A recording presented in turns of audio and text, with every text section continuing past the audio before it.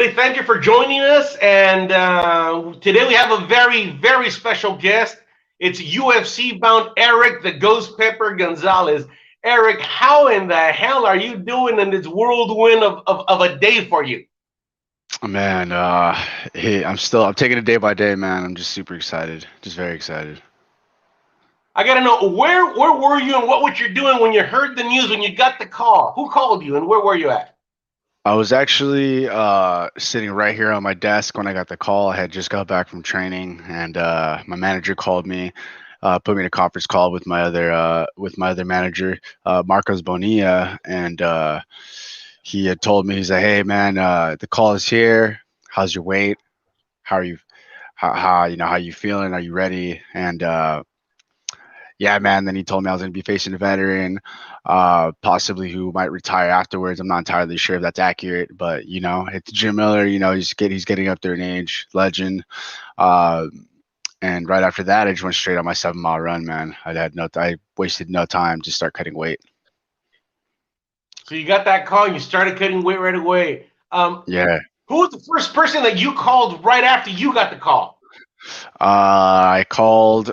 I actually told my fiance. I had texted my fiance because she was at work, so I texted her, and then I called my coach. And then shortly after that, after we got everything together with my coach, I called my mom, and then yeah, man, from that order. Fiance, my coach, and then my mom.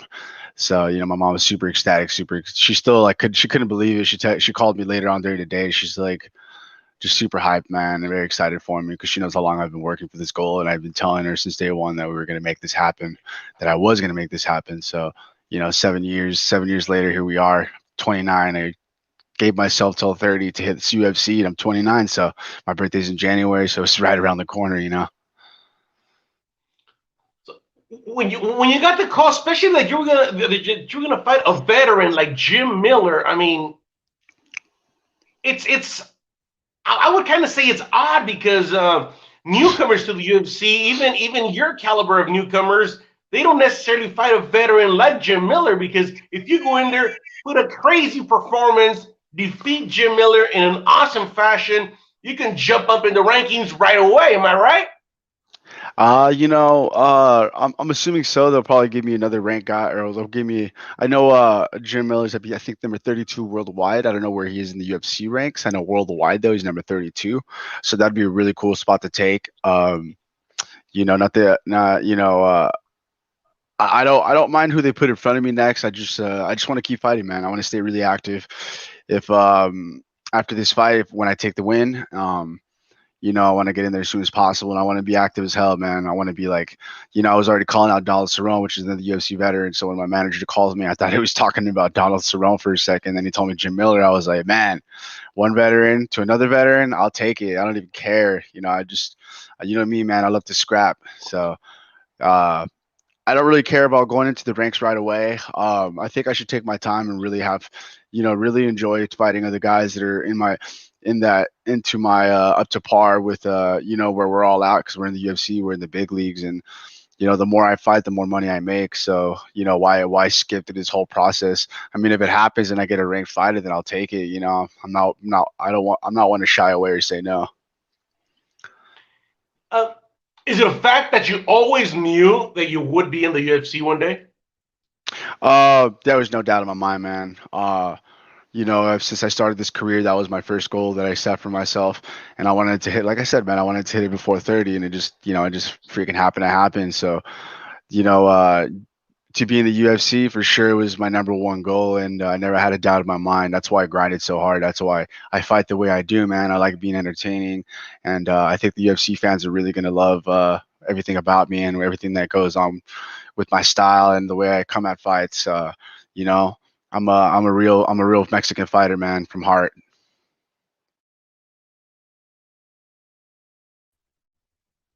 Sorry about that. I lost you for a second, but I'm back. No, I'm you're back. all good. Sorry about.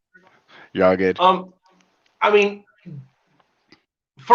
me for a fact, your mentality that you had, because I mean, I've known you for a couple of years already. I mean, it's not like Yeah.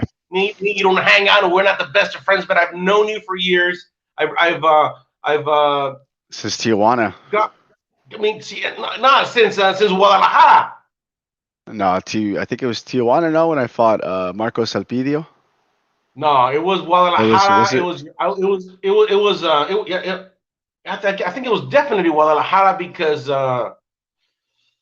it was when everybody was interviewing.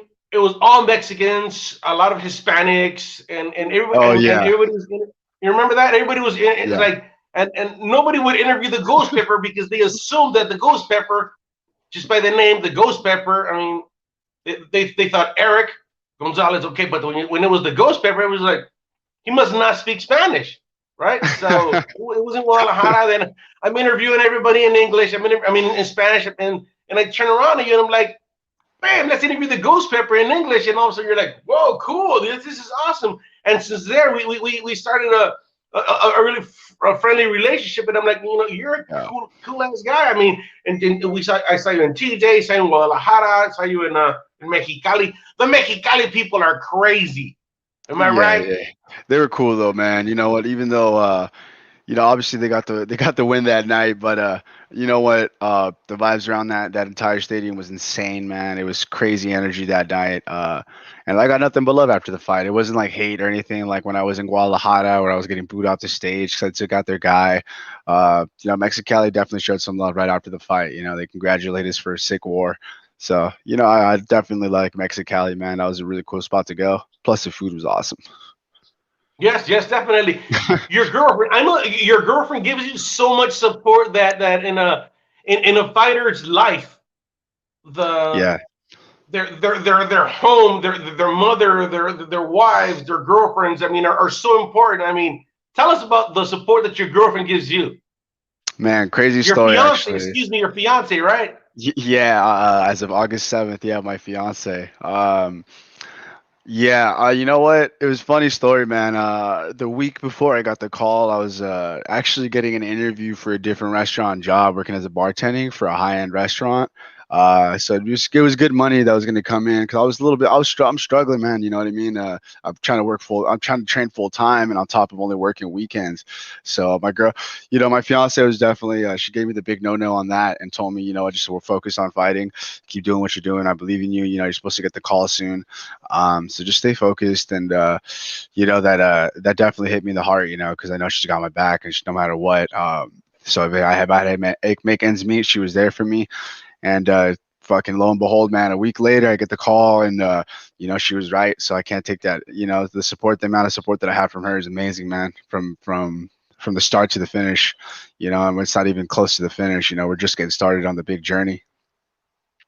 Yeah. That story, I heard it, and it's awesome. It's awesome when she's got your back. I mean, no, don't go for the money. Go for your dream. I got your back. That is so awesome, man.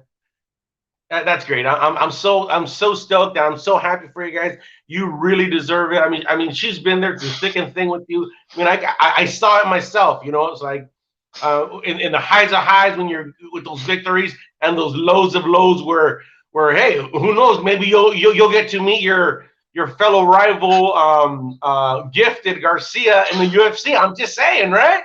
Hey man, that's actually obviously the deal, the ordeal, our background and our history between me and him. We had a sick war. We gave a freaking hell of a fight, man.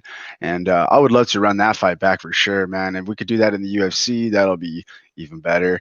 I know he's got a fight ahead of him in November, so nothing but the best of luck to him, and I hope he wins this fight because I don't know what his contract looks like, but normally it's a 3-fight contract, and like I said, man, I hope he wins, man, because he deserves it. He works hard, and he's a phenomenal fighter. And I hope he keeps training hard and keeps doing what he's doing. I mean, like you said, man, maybe we'll meet in the UFC octagon, which would be spectacular for me, man, because that's worldwide, and to have a rematch with him would be absolutely amazing, man. Whether it's a title or not, I got to run that one back for sure. What is the ritual that you do before your fights?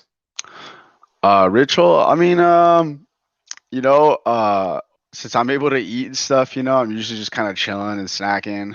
But I usually sleep, man. I'm a big sleeper before my fights. Like, it's weird, man. I just get like, I don't know if it's like my like my body and the way it's reacting, and I think that I don't know if that's how it naturally like just reacts, because every single fight, man, I swear to God, I get ridiculously tired or sleepy, so I end up taking a nap before or sleeping throughout the day. um just and then I just wake up, like even before the fight I'll sleep like an hour before the fight and just wake up and then start warming up. It's weird, man. But besides that, I'll just put on my headphones, listen to a podcast, listen to some motivational speeches. Um, so that's usually what I do, or I'll just chat it up with the coach. I don't like to put too much stress in my head, so I like to just take it, day by day, minute by minute, and then enjoy every moment of the upcoming, to the fight. Because you don't want to stress yourself too much as a fighter. Stress in your head. You put no stress in your head. You're able to go to sleep before a big fight. Damn, that's a virtue, brother. Yeah, man. I like to be as calm as possible. And then I don't know, like I said, man, my body just reacts weird and I just get super tired. I start yawning. I'm like, hey, coach, I'm going to go take a nap. Just wake me up and we're going to warm up. And then, that's usually what happens. But, being calm is number one thing for me, man. Every fight. If you see me in there, man, I literally I'm probably like half asleep go walking into a fight. But when it comes to this fight, I'm definitely not going to be half asleep with this fight. I'm going to be full force, ghost pepper. Going to be spicing up the whole night for everybody. The fight's in Vegas. Vegas is great. What will you be doing after the fight? After the fight, I actually have family coming out. I got a bunch of friends coming out. So we're all gonna meet up afterwards. We're gonna have some dinner, and then go grab some drinks, man. Go celebrate. I guarantee I'm gonna take this dub, man, and we're gonna go celebrate. I'm trying to make the night as magical as possible, and I'm gonna make everything happen. And it all starts with the fight. So I'm not trying to plan too far ahead. I like to just take it. Let's just take it one step at a time. Let me get this win over the big veteran Jim Miller, and after that, we'll fucking celebrate, man. Pop over a 1942 bottle of John Julio, and we're straight.